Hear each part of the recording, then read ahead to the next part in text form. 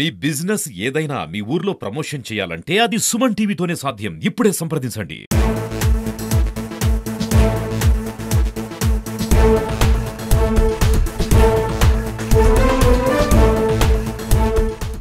నా పేరు వీరపోగు రవి, ఎస్ఎఫ్ఐ కడప జిల్లా ప్రధాన కార్యదర్శి. ఈరోజు ఏదైతే విద్యార్థులతో ఈ యొక్క అంబేద్కర్ సర్కిల్ వద్ద నిరసన కార్యక్రమం జరుగుతోంది. ఈరోజు కీలకమైన అంశం, ప్రధానమైన కారణం ఏంటంటే రాష్ట్ర వ్యాప్తంగా ఉన్నటువంటి 17 ప్రభుత్వ మెడికల్ కళాశాలలో ఈరోజు ఒక కూటమి ప్రభుత్వం 10 మెడికల్ కళాశాలను ప్రైవేట్ పరం చేసేదానికి ఈరోజు నిర్ణయం తీసుకుంది.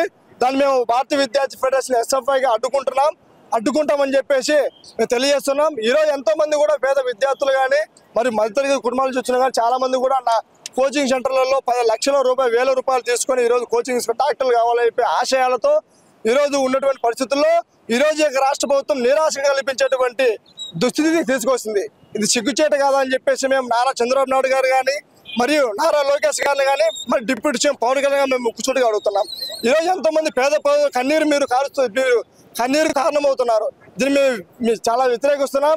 అదేవిధంగా ఈరోజు ముఖ్యంగా చూసుకుంటే మన పులివెందుల్లో ఉన్నటువంటి ప్రభుత్వ మెడికల్ కళాశాలను ఈరోజు రాజకీయ కక్ష సాధింపుతోనే కేవలం ఈరోజు ప్రయత్నం చేసే ప్రకారం నడుస్తూ ఉంది. ఈ యొక్క సిగ్గుచేట కాదని చెప్పేసి ఈ జిల్లాలో ఉన్నటువంటి ఎమ్మెల్సీలు ఉన్నారు, ఈ ఉపాధ్యాయ ఎమ్మెల్సీ ఉన్నాడు, అదేవిధంగా ఇక్కడ కడప నగరంలో ఎమ్మెల్యే గారు ఉన్నారు, మరియు జిల్లాలో 7 మంది ఎమ్మెల్యేలు ఉన్నారు, ఎంపీ గారు ఉన్నారు. కానీ దీని గురించి ఎందుకు ప్రస్తావన చేయాలని చెప్పేసి మేము కూర్చోడుగుతున్నాం. మీకు ఒకటే తెలియజేస్తున్నా, ఇప్పటికైనా కూడా ఏదైతే మీరు నిర్ణయం తీసుకున్నటువంటి ప్రైవేట్ మెడికల్ కళాశాలలు ప్రైవేట్ పరం చేయాలనే ఉద్దేశంతో మీరు ఉన్నారు, దాన్ని వెనక్కి తీసుకోవాలి. దీని ప్రతి ఒక్కరు కూడా ప్రభుత్వమే ఆధీనం తీసుకొని ప్రభుత్వమే మెడికల్ నిర్వహించాలని చెప్పేసి మేము కూర్చోడుగుతున్నాం. అదేవిధంగా రాష్ట్రంలో ఉన్నటువంటి 6,400 కోట్ల రూపాయలు బకాయిలు ఉన్నాయి, అవన్నీ కూడా మీరు ఇవ్వాలి. అదేవిధంగా సంక్షేమ హాస్టల్లో ఉన్నటువంటి వస్తువులు కల్పించాలి. వాళ్ళకి కావాల్సిన 3,000 రూపాయలు మెస్ ఛార్జీలు పెంచాలని చెప్పేసి మేము డిమాండ్ చేస్తున్నాం. లేని పక్షంలో రాబో రోజుల్లో పెద్ద ఎత్తున మేము ఆందోళన చేస్తాం. అదేవిధంగా ఈ నెలలో జరుగుతున్నటువంటి అసెంబ్లీ సమావేశాలు జరుగుతున్నాయి.